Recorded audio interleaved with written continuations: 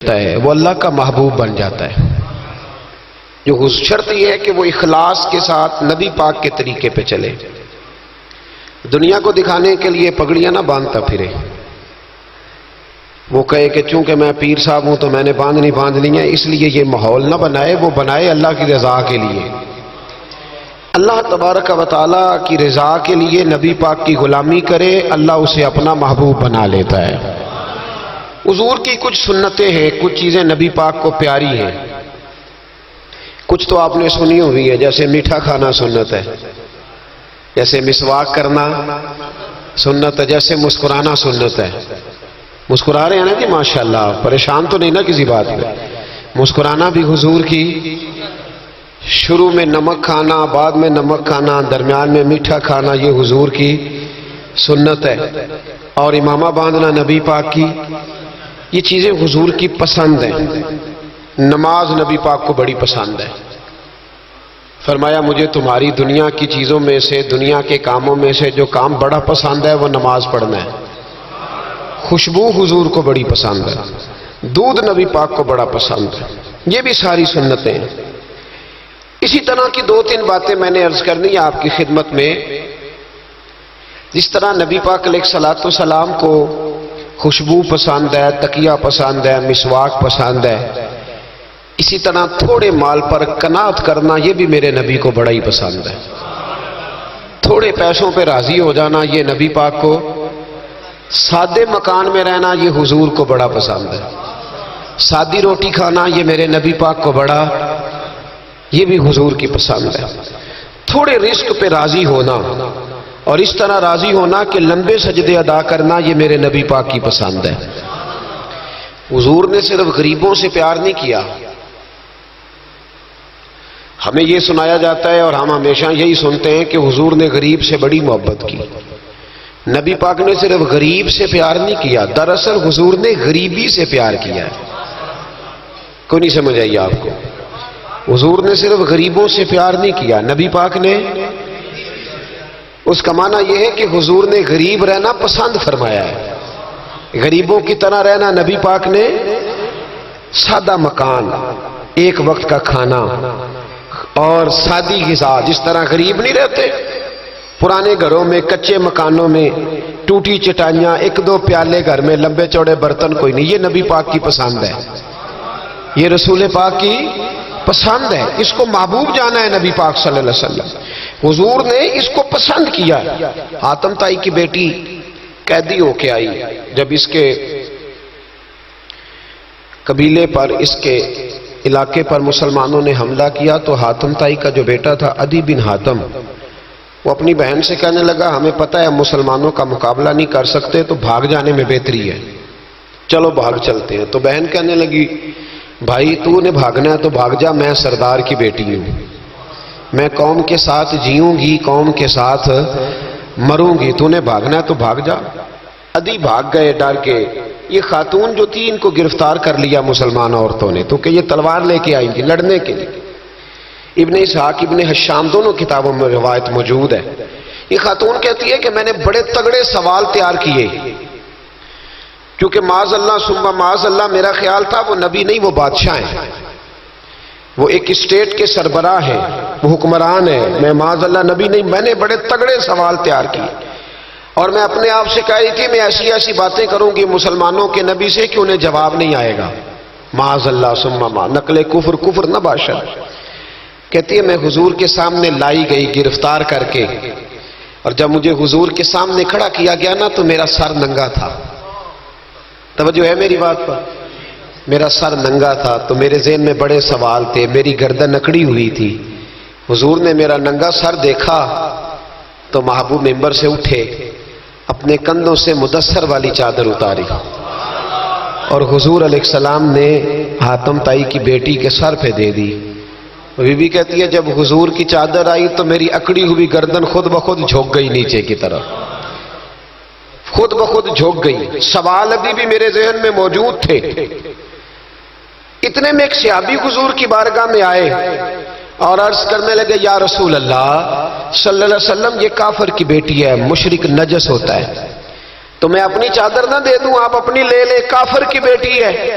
تو محبوب نے اس کی طرف جلال کی نظروں سے دیکھا، فرمایا خاموش ہو جا، بیٹیاں برابر ہوتی ہیں، تیاں سانجیاں ہوندیاں نے، بیٹیاں بولیے جی پکی بات ہے، بزرگ چپ کر جائیں، نوجوان بولے بیٹیاں، اللہ آپ کو خوش رکھے، تیاں سارے دیاں، ہاں ہاں، اگر تو کسی کے گھر گندی نظر ڈالے گا تو تیرا گھر بچ نہیں سکتا، پکی بات، یہ نقد و نقد سودا ہے، جس نے اپنا گھر پاک رکھنا ہے وہ دوسروں کے گھروں کا محافظ بنے، پکی بات۔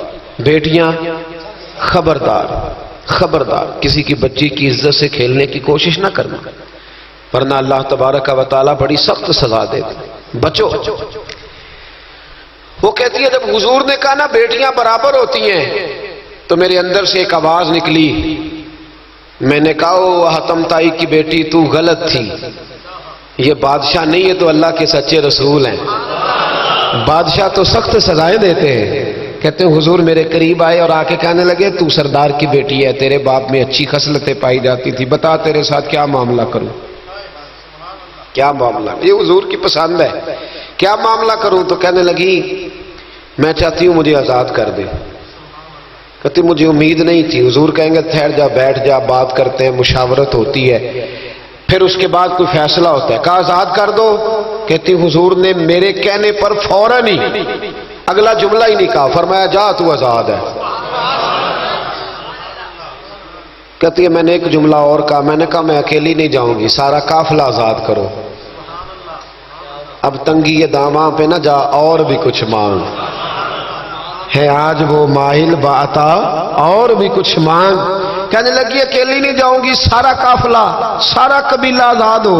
حضور نے فرمایا تو پتہ نہیں کیا سوچ رہی ہے، تو جہاں آئی ہے وہاں سے خالی جاتا ہی کوئی نہیں، سارا قافلہ۔ حضور نے فرمایا ابھی اس کے قبیلے کو کھانا بانا کھلاؤ اور سارے ہی آزاد کر دو۔ واپس گھر گئی تو اپنے باپ کو، اپنے بھائی کو بلایا، بلا کے کہنے لگی بھائی وہ بادشاہ نہیں وہ نبی ہیں، بادشاہ نہیں وہ، اب تو جن کو فقیر ہونا چاہیے تھا وہ بھی بادشاہ بن گئے۔ بادشاہ سلامت، بادشاہ سلامت، میں رات بورے والے میں تھا، بھائی مہربانی پیسے نہ لے کے آئیے گا، باپ اپنی اپنی جگہ پہ بیٹھے، یہ کام بالکل نہ کریں، اللہ آپ کو خوش رکھے، برکت دے۔ میں اس کو حرام نہیں کہتا، پر یہ سٹائل نظرانے کا درست نہیں، اس سے بچا کریں، ورنہ پھر وہی بندہ چنگا لگنا جنہیں پیسے لے کے آنا ہے، دوجیاں دا دل کرنا ہے ٹوری جانتے چنگے نے، اس لیے اس چکر سے باہر نکل ہے تاکہ قوم سمجھدار ہو جائے، بالکل یہ کام نہیں کریں۔ سنیں اور یاد رکھیں، میں تھا وہاں دور تو 2-3 بچے نا یوں ہاتھ باندھ کے کھڑے ہو گئے۔ اب حضور نے فرمایا کہ اس طرح کا معاملہ نہ کرو جیسے مجوسی اپنے بادشاہوں کے ساتھ کرتے تھے۔ میں کہ پتر بیٹھ جو، کہندے نہیں ساڈی ڈیوٹی ہے، میں کہ کیس لائیے، میں بادشاہ سلامت ہوں تو بیٹھ جو کرسی تے آرام نال، کیا چکر چل گیا ہے، ہاتھ باندھ کے کھڑے ہونا، کونوں میں کھڑے، کیا اس کا مطلب؟ ادب آداب ہیں، کرنے چاہیے، لیکن یہ کیا لوگوں کو سزا ملی ہوئی ہے کہ وہ بیچارہ جو غریب آدمی ادب آداب صرف اس کی ذمہ داری ہے؟ ماڑا آیا تو پیر صاحب نے ادب پہ لگا دیا اور تگڑا آیا تو خود ادب کرنا شروع کر دیا، یہ کس قسم کا تماشا ہے؟ یہ کوئی طریقہ نہیں، ادب آداب ہونے چاہیے لیکن غریبوں کو سزا، انہیں سزا نہ دو اگر بیچارے آ گئے ہیں تمہارے آستانہ عالیہ پہ۔ بہرحال آمدام برسر مطلب کہنے لگی میں دیکھ کے آئی ہوں جو بادشاہ نہیں نبی ہے، تو ادھی کہنے لگا میں عورتوں کی باتوں پہ یقین نہیں کرتا، میں خود جا کے دیکھوں گا۔ میں نے کہا غریبی میرے نبی کی پسند ہے، حضور نے اللہ سے غریبی مانگ کے لی ہے، کہا یا اللہ مجھے زیادہ پیسے نہ دینا، ایک وقت کی روٹی دینا۔ اور حضور فرماتے رب نے اختیار دیا ہے، اگر میں چاہوں تو خود پہاڑ سونے کا بن جائے اور میرے ساتھ چلا کرے، پر میں نے اللہ سے زیادہ دولت مانگی۔ او بھائی دولت بڑی پیاری ہوتی تو سب سے زیادہ میرے نبی کی تجوریوں میں ہوتی۔ حضور نے دولت بانٹی ضرور ہے لیکن حضور نے اس سے پیار، یاد رکھے ہم تو پاگل ہو گئے پیسوں کے پیچھے بھاگ بھاگ، جو سڑک پہ ادھر جا رہا ہے وہ پیسے دینے جا رہا ہے، جو ادھر جا رہا ہے وہ لینے جا رہا ہے، پیسے کا ہی چکر ہے سارا، پیسے کا ہی چکر ہے، پیسے۔ ایک صاحب نے فون کیا، کہنے لگے کو ٹائم دے دے، تو میں نے کہا بس یار وقت تھوڑے دے دے، کہتے تو خوش کر دیں گے۔ میں کہ مثلا تو کی کرے گا؟ کہتا جننے پیسے کہو گے لب جائیں گے۔ تو میں نے کہا یار ہر ایک کو بکاؤ مال نہ سمجھا کر، ہمارا بہت زیادہ ریٹ ہے تو دے ہی نہیں سکتا، کہنے لگے کون دے سکتا ہے؟ میں نے کہا دنیا میں کوئی بھی نہیں دے سکتا، ہمارا ریٹ ذرا زیادہ ہے۔ ہم نے اگر ریٹ مانگنا ہوا تو قیامت کے دن غوث اعظم جیلانی سے جا کے مانگیں گے، یا ان سے مانگیں گے جن کے نام کی دہائی دیتے رہے ہیں، تعریف مصطفیٰ کی کرے اور نتیجہ ہم دنیا داروں سے مانگیں، انہی سے لیں گے نتیجہ جن کے قصیدے ساری زندگی گائے ہیں۔ ہاں تو اس لیے چکر سے باہر آمدام برسرے مطلب ادی کہتے ہیں کہ میں خود جاؤں گا پھر جا کے دیکھوں گا۔ ادی مدینے آئے دیکھنے، اور جب بندہ کسی کو دیکھنے آتا ہے تو تنقیدی نظر سے آتا ہے۔ کہتے ہیں میں مسجد نبی میں پہنچا تو کچی زمین پر غلاموں کے ساتھ، ادھر دیکھو یہ بھی تو حضور کی سنت ہے نا جی۔ حضرت ابو ہریرہ صحیح سند کی حدیث بخاری میں فرماتے ہیں حضور کے ساتھ ایک سفر میں تھا، نبی پاک علیہ السلام نے فرمایا کھانا نہ پکا لے، حضور پکا لے، فرمایا تو گوشت لے آ، تو اس طرح کر مسالہ جات تیار کر لے، تو فلاں چیز کر لے۔ آخر میں حضور فرمانے لگے میں لکڑیاں کٹھی کر کے لاتا ہوں جی۔ اللہ کرے پیرانو حدیث زبانی یاد ہو جائے، آمین تے آکھیا جی۔ میں لکڑیاں کٹھی کر کے لاتا ہوں، لکڑیاں۔ عرض کی یا رسول اللہ ہم کر دیں گے، تو محبوب نے فرمایا سارے کٹھے نہیں جا رہے، کوئی عرض نہیں میں بھی لے آؤں گا۔ تو فرماتے حضور اٹھے اور لکڑیاں کٹھی کر کے لائے۔ جب مسجد نبوی شریف بن رہی تھی تو جناب ابو ہریرہ فرماتے ہیں میں 3 اینٹیں اٹھا کے لا رہا تھا، اللہ کے رسول 7 اینٹیں اٹھا کے لا رہے تھے، 7 اینٹیں۔ چودھری صاحب آپ روز آ کے کہہ دیتے ہیں قاری صاحب مسجد دی صفائی نہیں ہوئی، تو نہیں کر سکتا مسجد دی صفائی؟ کیا سمجھتا ہے تو اپنے آپ؟ صدر بننے کا کیا مطلب ہوتا ہے کہ بندہ روب ڈالنے لگے؟ دنیا میں جو سب سے زیادہ عزت والا اور بڑا ہوتا ہے وہ وہی ہوتا ہے جو اللہ کے گھر میں جھاڑو دیا کرتا ہے۔ کیا لوگوں نے معیار بنا لیا ہے؟ یہ معیار ہے، جو قوم کا بڑا ہوتا ہے وہ قوم کا خادم ہوتا ہے۔ ادی کہتے ہیں میں مدینے آیا تو میں نے نبی پاک علیہ السلام کو غلاموں کے ساتھ کچی زمین پہ بیٹھے دیکھا، اور غلام بھی کون؟ ایک طرف حضرت بلال حبشی بیٹھے اور دوسری جانب حضرت عمار بن یاسر بیٹھے، اتنے حضور بیچ بیٹھے، کھانا کھایا جا رہا ہے۔ اور حیران میں اس وقت ہوا جب اسی پلیٹ سے نبی پاک بھی کھا رہے ہیں اور بلال حبشی بھی کھا رہے ہیں ساتھ بیٹھ کے حضور نے۔ ادی کہتے ہیں میرے دل پہ چوٹ لگی، میں نے کہا نہیں یار یہ بادشاہ نہیں، یہ بادشاہ جو اس طرح غریبوں کے بیچ بیٹھ کے روٹی کھائے۔ ہمارے تو بادشاہ غریبوں کے حق میں تقریر کرتے ہیں نا، ویسے ان سے پوچھو کہ اس گاؤں سے ڈنگے کا کرایہ کتنا ہے، اور پھر ڈنگے سے لالے موسے کا کتنا ہے، ان کو کوئی پتہ نہیں۔ ان چودھریوں کو بچوں کو کھڑے کر کے پوچھو کبھی چنے کی دال کا بھاؤ کیا ہے، کدی آندھی ہوئے تو پتا ہوئے نا، ان کو کیا پتا؟ ان کے گھر میں تو آ جاتی ہے، اللہ جانے کہاں سے آتی ہے، ہم بدگمانی نہیں کرتے۔ لیکن حضور ایک پلیٹ میں کھانا کھا رہے۔ ادی کہتا میں سمجھ گیا یہ بادشاہ نہیں۔ پھر میرے دل میں شیطان نے وسوسہ ڈالا، میں نے کہا مسجد کچیا ہو سکتا ہے، مکان بڑا پکا ہو، بنگلہ بڑا عالی شان ہو۔ حضور کی عادت مبارکہ تھی جب کوئی مہمان آتا تھا تو یا مسجد میں اصحاب صفہ کے ساتھ رکھتے تھے یا کسی صحابی کو دے دیتے تھے، وہ اپنے گھر لے جاتے تھے۔ ادی کہتے ہیں میں نے جب سلام کلام کیا نا، دل میں خیال تھا کہ گھر بڑا عالی شان ہوگا، تو محبوب فرمانے لگے میرے دل میں خیال ہے، دیکھیے میرے نبی کو اللہ نے کتنا علم غیب عطا فرمایا ہے۔ کہتے ہیں میرے دل میں خیال ہے، مصطفیٰ کریم فرمانے لگے یار تو یہاں نہ بیٹھ، چل میں تجھے گھر لے چلتا ہوں۔ خیال آیا مسلمان نیک و بد پہچان جاتے ہیں اور محمد آدمی کے دل کی باتیں جان جاتے ہیں صلی اللہ ہو۔ میں بریلی شریف میں تھا تو اعلیٰ حضرت کے بھائی مولانا حسن رضا خان صاحب رحمۃ اللہ علیہ، ان کے پوتے تھے شیخ الحدیث مولانا تحسین رضا خان صاحب، بڑے اچھے شاعر تھے اور نعت کی صنف سے بڑے آگاہ تھے، بڑا عمدہ مطلع کہتے تھے، مزہ آ جاتا تھا۔ تھوڑی سی مجھے بھی دلچسپی رہی شاعری سے تو میں بڑا خوش ہوتا تھا۔ ایک دن میں نے ان سے کہا کہ حضرت جی کو تازہ قطع کہے، تازہ ہونا چاہیے۔ فرمانے لگے چلو 10 منٹ کا ٹائم دو، ابھی کہہ دیتے ہیں۔ تازہ قطع کہا، کہنے لگے علم غیب رسول کے منکر اس حقیقت کو بھول جاتے ہیں، غیب مانا کہ راز ہے لیکن راز اپنوں سے کب چھپاتے ہیں۔ غیب مانا کہ راز ہے لیکن راز اپنوں سے کب چھپاتے ہیں۔ تازہ قطع کہا۔ عدی بن حاتم کہتے ہیں حضور مجھے لے کے چلے. جب نبی پاک گھر کی طرف لے کے چلے تو رستے میں ایک بوڑھی اماں مل گئی، پھٹے پرانے کپڑے. کہنے لگی یا رسول اللہ میں آپ کی طرف ہی جا رہی تھی، ضروری کام ہے. تو حضور نے فرمایا چل تو جا رہی تھی، میں خود جو آ گیا ہوں. عدی کہتے ہیں چوک میں اس بوڑھی نے حضور کو کھڑا کر لیا. کبھی دیکھے آپ نے اپنا وزیر چوک میں کھڑا؟ آپ کو اسی ایم پی اے کدی نہیں دیکھا، وزیر تو دور رہ گیا. چوک میں کھڑا کر لیا نبی پاک صلی اللہ علیہ وسلم. اور وہ بی بی اپنے دکھڑے سنانے لگی. کہتے قربان جاؤں وہ دیر تک باتیں کرتی رہی اور نبی پاک سنتے رہے. عدی کہتے ہیں میرے دل پہ دوسری چوٹ لگی. میں نے کہا جو اس طرح غریبی سے پیار کرے وہ بادشاہ نہیں، وہ اللہ کے سچے رسول ہیں. حضور مجھے گھر لے گئے. جناب سیدہ طیبہ طاہرہ حضرت عائشہ صدیقہ رضی اللہ تعالی عنہا کے حجرے میں، اور حضور جب اندر لے گئے تو ایک چٹائی پڑی ہے کھجور کی چھال کی، وہ بھی پھٹی ہے دو جگہ سے، ایک مٹکا، دو پیالے، ایک تکیہ جس میں کھجور کی چھال بھری ہوئی ہے.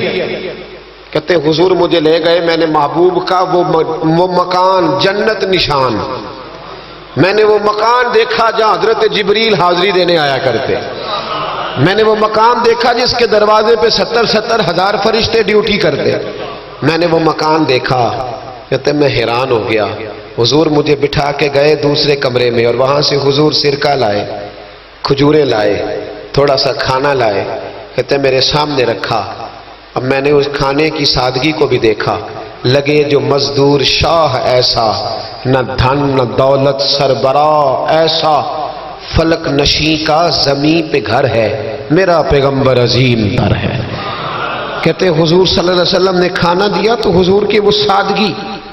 ادھر دیکھیں، اس بندے میں سادگی نہیں نہ ہوتی، اس میں اپنائیت نہیں ہوتی. آپ کو سمجھ آئے تب بھی ٹھیک ہے، نہ آئے تب بھی ٹھیک ہے، پر میں آپ کو بڑی بات سمجھا رہا ہوں. جس میں سادگی نہیں ہوتی اس میں اپنائیت. وہ تو دیکھتا ہے کہ اس کے کپڑے اس قابل ہے کہ نہیں، میرے سینے سے لگ بھی سکتا ہے کہ نہیں، اس میں اپنائیت. جو لوگ سادے نہیں ہوتے ان کے زیادہ رشتے نہیں ہوتے، ان کا لوگوں سے زیادہ پیار، اس لیے کہ وہ تو انتظار کرتے ہیں، کہتے ہیں میرے نال دی جتی پائے گا تو میرے نال ٹرے گا. جو سادے ہوتے نا، سادے جو لوگ غریب پرور ہوتے، ان کے رشتے بڑے پیار، بڑا محبتیں بڑی، زمانہ ان سے بڑا وابستہ ہو جاتا ہے، اس لیے کہ وہ لوگوں کے قریب آ جاتے ہیں. وہ نیچے اتر کر لوگوں سے ملتے گلتے. وہ یہ نہیں دیکھتے میرا قد کتنا بڑا ہے، وہ یہ دیکھتے ہیں یار سامنے والے کا پیار مجھ سے کتنا ہے. وہ نیچے اتر کر لوگوں سے. کہتے ہیں نبی پاک علیہ الصلوۃ والسلام نے بڑا سادہ سا مجھے کھانا دیا. جب میں کھا چکا تو حضور فرمانے لگے سارا کچھ تو آپ نے دیکھ لیا، کیا پروگرام ہے، کب جانا ہے؟ آپ نے دیکھ لیا سارا کچھ، اگلا پروگرام بنائے. تو عدی کہتے میں دور بیٹھا تھا، میں اٹھ کے قریب آ گیا. میں نے کہا محبوبہ اب کہاں جانا ہے، مجھے کلمہ پڑھائیں، میں مسلمان ہونا چاہتا ہوں. یہ غریبی حضور کی پسند ہے. تھوڑے پہ گزارا کرنا سیکھو. پتہ ہے دنیا میں سب سے زیادہ سکھی کون بندہ ہے؟ وہ بندہ سکھی ہے جسے اللہ نے جو دیا ہے نا وہ اس پہ راضی ہو گیا ہے. وہ بندہ بڑا سکھی ہے. جو دائیں بھی دیکھتا ہے بائیں بھی دیکھتا ہے، کسی کی کار دیکھتا ہے، کسی کی ہیوی بائک دیکھتا ہے، اور ٹینشن میں رہتا ہے. سکھی رہنا چاہتے ہو تو جو اللہ نے دیا اس یہ حضور کی پسند ہے. دوسری بات، معاف کرنا میرے نبی کو بڑا ہی پسند ہے. کیا کرنا؟ بول کے بتائیں. بول. نبی پاک کو بڑا. آپ بھی معاف کر دیتے ہیں نا جی؟ ہمارے ہاں معافی نہیں ہوتی، صلح ہو جاتی ہے. چوری صاحب پریشر پایا صلح کر لو، کہنے چلو ان چودھری دی کیویں موڑیے، صلح کر لینے، پھر جدو قابو آئے گا ویکھی جائے گی. تو یہ معافی نہیں ہوتی. یہ کیا ہوتا ہے؟ آپ جب کسی کو معاف کرتے ہیں تو آپ کا قد اونچا ہوتا ہے. ایک پتے کی بات لکھی ہے میرے اعلیٰ حضرت نے، اسے پلے سے باندھ لو. اعلیٰ حضرت فرماتے ہیں بدلہ لینے والا پریشان رہتا ہے اور معاف کرنے والے کو اللہ سکون عطا فرما دیتا ہے. معاف کرنے والے کو اللہ، اگر سکون چاہتے ہو تو معاف کرنا سیکھو، درگزر کرو. درگزر حضور کی پسند ہے. نبی پاک معاف کرنے کو بڑا پسند کرتے. لمبی چوڑی بات دل میں بسا کے رکھنا، بغض پالنا، کسی کے خلاف پلاننگ کرنا، یہ حضور کو پسند. نبی پاک ایک جنگ سے واپس آ رہے تھے، تلوار مبارک ہاتھ میں تھی، تو ایک جگہ حضور کا آرام کرنے کو دل چاہا.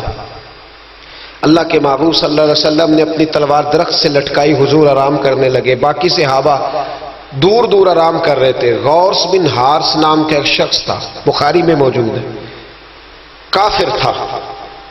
اس نے حضور کو آرام کرتے دیکھا, حالانکہ نبی پاک فرماتے ہیں میری آنکھیں بند ہوتی ہیں, دل میرا جاگتا رہتا ہے. اس نے دیکھا حضور علیہ السلام کی تلوار لٹک رہی ہے تو آ کے تلوار اتاری. جب تلوار اتاری تو حضور کی آنکھ کھلی, کوئی بے چینی نہیں, اللہ کے حبیب اطمینان سے آرام کر رہے. کہنے لگا اے محمد ابن عبداللہ, سب کہیے صلی اللہ علیہ وسلم, اے محمد ابن عبداللہ صلی اللہ علیہ وسلم, اب آپ کو مجھ سے کون بچائے گا, کون بچائے گا؟ میرے محبوب کا توکل دیکھیں, بھروسہ دیکھیں, یقین دیکھیں. حضور اٹھ کے بیٹھ گئے, دستار مبارک کو سیدھا کیا, فرمانے لگے مجھے میرا رب بچائے گا, مجھے میرا رب بچائے گا. جب آپ کی زبان سے یہ لفظ نکلے تو وہ کانپنے لگ گیا, کافر کانپا, اس کے ہاتھوں سے تلوار گر گئی. اللہ کے محبوب نے اٹھ کے تلوار پکڑ لی, فرمانے لگے مجھے تو میرے رب نے بچا لیا ہے, اب تو بتا تجھے کون بچائے گا, مجھے میرے رب نے.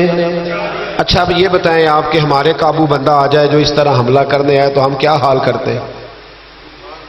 بولے. یہاں تو بعد میں پتہ چلتا ہے کہ بیچارہ چور نہیں تھا, لیکن لوگوں نے مار مار کے مار ڈالا, بعد میں پتہ لگتا ہے. غور کرنا, غور, ان روایتوں کو صرف سن کے نہ گزر جایا کرو, اس کا پس منظر سمجھیے. بندہ قتل کرنے آیا ہے, اب اس کی تلوار قابو آئی, حضور نے فرمایا تیرے ساتھ کیا کروں, مجھے تو اللہ نے بچا لیا. اس نے گردن جھکائی, مطلب یہ تھا کہ جو دل کرے کرے. تو محبوب علیہ السلام مسکرائے, فرمانے لگے جا میں نے تجھے معاف کیا. چلو انجی دعا کر لو, اسی چھوٹے بھرا نو معاف کرنا سکھ جائیے.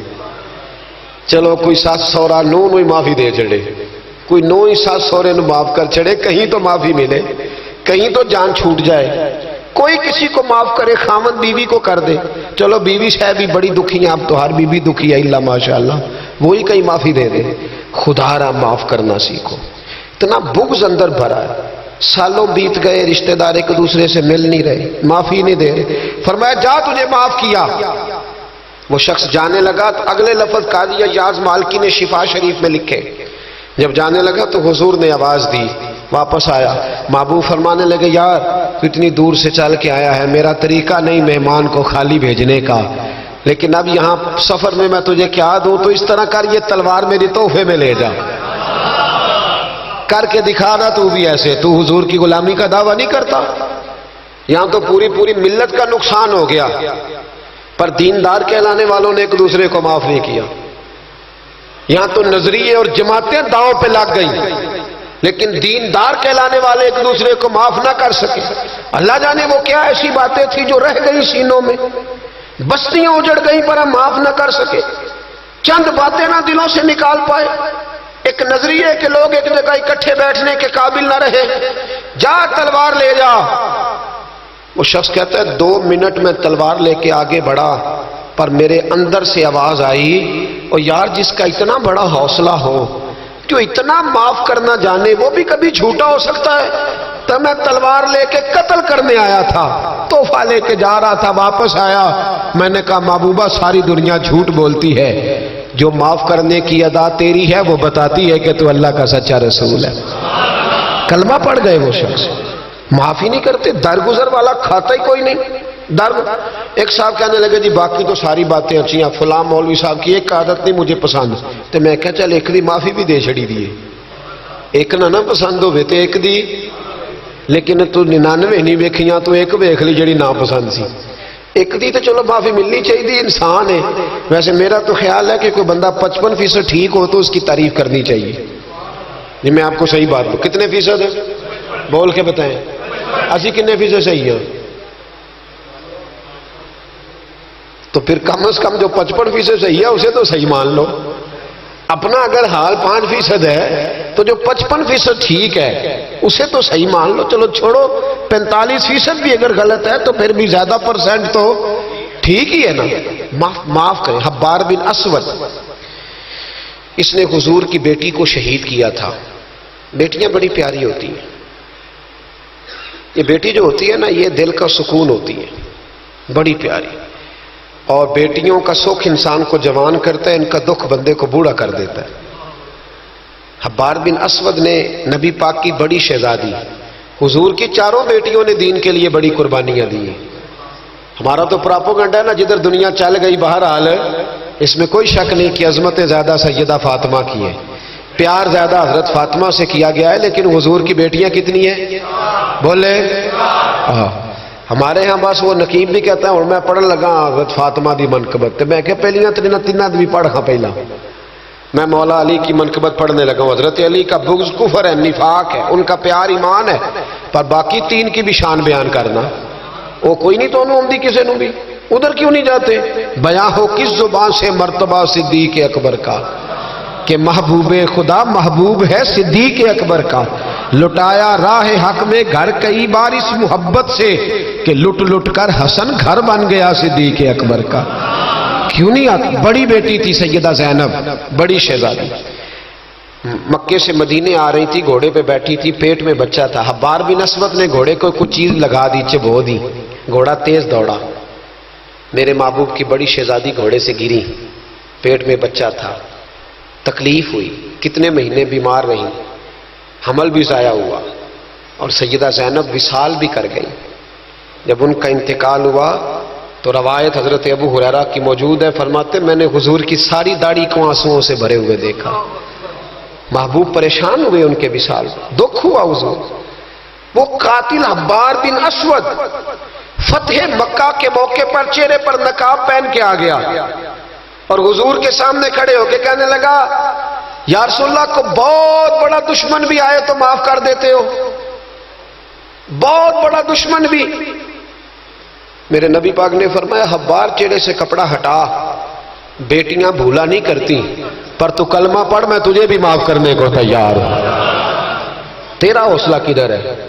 تو درگزر ہی نہیں کرتا، تو سڑک پہ لڑ رہا ہے، چوک پہ لڑ رہا ہے۔ آخری بات سنیں، حضور نے غریبی کو پسند کیا، معاف کرنے کو بڑا پسند کیا، اور نبی پاک صلی اللہ تعالی علیہ وآلہ وسلم نے صلح کرانے کو بڑا پسند فرمایا۔ کیا کرانے کو؟ جی فرمایا اگر صلح کرانے کے لیے تمہیں بظاہر خلاف واقعہ بات بھی کہنی پڑے، یعنی لگے کہ جھوٹ بولنا پڑ رہا ہے، تو میرے نبی نے اجازت دی پھر بھی صلح کرا دو۔ آج ہم نہ لڑائی کرا رہے ہیں، لڑائی کرا رہے ہیں، لیڈروں کی بھی لڑائی کئی مشیر کے لات کراتے ہیں، اس پر دلیل دوں گا، مشیر ناراض نہ ہو جائے پر دلیل دوں گا۔ مولا علی شیر خدا سے ایک شخص نے کہا حضور باقی تین خلفاء کے زمانے میں اتنی جنگ نہیں تھی جتنی آپ کے زمانے میں، تو آپ فرمانے لگے ان تینوں کا مشیر میں تھا، میرے مشیر تیرے جیسے ہیں، اس لیے یہ تباہی ہو رہی ہے۔ مہربانی فرمائیں، مشورہ صحیح دے، ہم ایک دوسرے کو اس طرح کی کہانیاں سناتے ہیں کہ دور کرتے۔ حضور نے پتہ ہے آپ کو بڑی مشہور حدیث ہے بخاری میں، نبی پاک صلی اللہ علیہ وسلم نے فرمایا اگر میں دیر سے آیا نا تو جماعت کرا لینا، انتظار نہ کرنا۔ یا رسول اللہ آپ جماعت چھوڑ کیوں رہے ہیں؟ فرمایا دو قبیلوں کی صلح کرانے جا رہا ہوں۔ حضور نے فرمایا جماعت میں میرا انتظار ہے۔ کہاں جا رہے تھے نبی پاک؟ بولے سن لو حدیث مسند امام احمد بن حنبل میں، فرمایا دو مسلمانوں کی صلح کرا دے، اللہ تجھے 2 حج اور 2 عمرے کا ثواب عطا فرمائے گا۔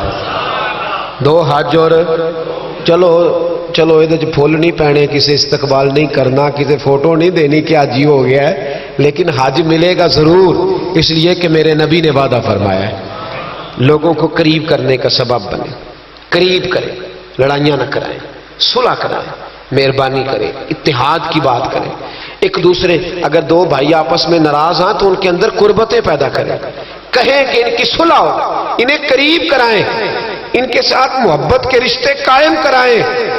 ہم لڑائی کرا کے لوگوں کو اپنے ساتھ سیٹ رکھنا چاہتے ہیں، کبھی سنتے نہیں آپ کہ مدینے سے جو لوگ آئے اور جو مکے سے جو لوگ مدینے آئے اور جو مدینے میں رہ گئے حضور نے بھائی بھائی بنا دیے، فرمایا بھائی بھائی بن جاؤ۔ حضور نے ایسے رشتے قائم کیے کہ وہ ساری زندگی قائم رہے۔